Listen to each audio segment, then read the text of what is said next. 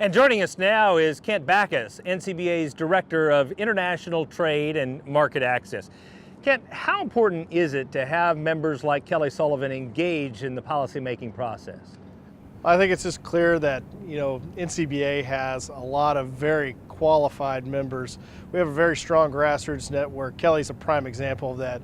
We're talking about someone who lives international trade, whose business relies on it, and can speak firsthand. And I think being able to tell her story and put a face on trade is really what helps drive home our message and really helps deliver that message to the officials here in Washington. And being able to do that, personalize that, really makes it more relatable and helps it make it more personable for the policymakers here in Washington. And she did it in such an articulate way. She did a very fine job. So tell us this, the Asian market is critically important to all of us as beef producers. What's next to ensure that we continue to have broadened access to that important market? Well, Asia is the top target for us right now. When you look at the growth throughout the Asia Pacific, there's an emerging middle class there that's hungry for protein. We want that protein to be U.S. beef.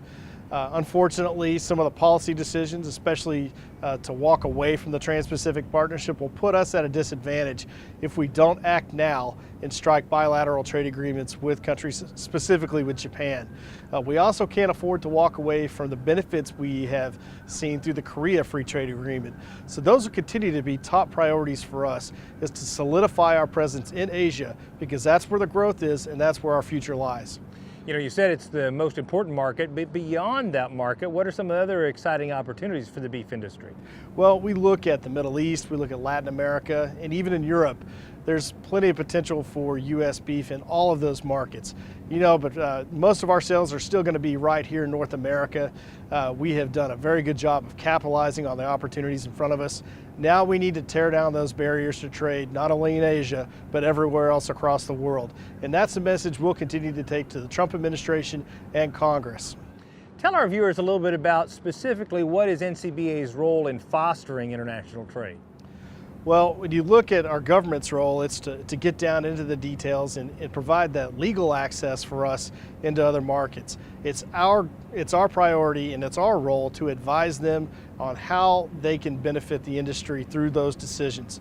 So we work with Congress, we work with the U.S. Trade Representative's Office and the U.S. Department of Agriculture to advise them on how best to open those markets so that we can capitalize on them and sell our beef at competitive prices to consumers in each of those countries.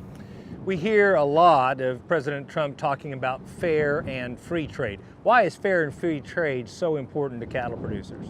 Well, without question, the biggest barriers that we face are not necessarily on the tariff side, but the non-tariff side. So it's good to have free trade where we can tear down those tariff barriers, like the 40% tariff into Korea that the Korea Free Trade Agreement eliminated, and the 38.5% tariff in Japan that the Trans-Pacific Partnership would have gotten rid of.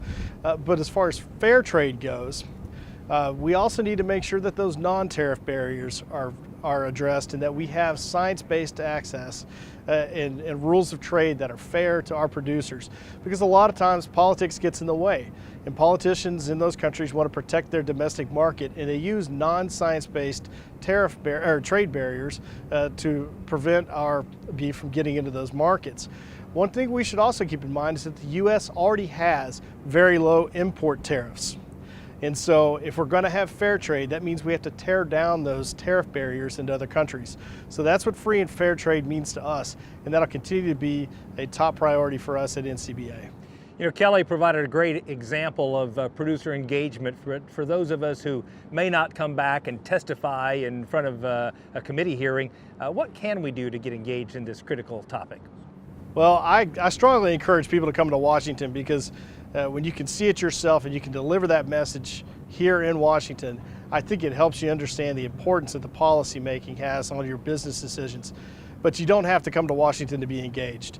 You can send emails, you can pick up the phone, and keep in mind, all of those politicians are elected by you at home. They're going to be coming around, going to town halls, asking for your support. But don't just give it to them, make them earn it. Make them answer those questions, make them commit to those strong, free market, pro-trade principles that we believe in, and hold them accountable. That's the best thing that you can do in the countryside, is to continue to hold them accountable so that when they come to Washington, we can hold them accountable too. Fantastic. Certainly made a lot of progress, but there are a number of additional battles to fight, so good luck to you and the rest of your team. Thank you very much. Now, if you'd like to support the work of NCBA in defending and advocating for the cattle industry in Washington, D.C., why not become an NCBA member?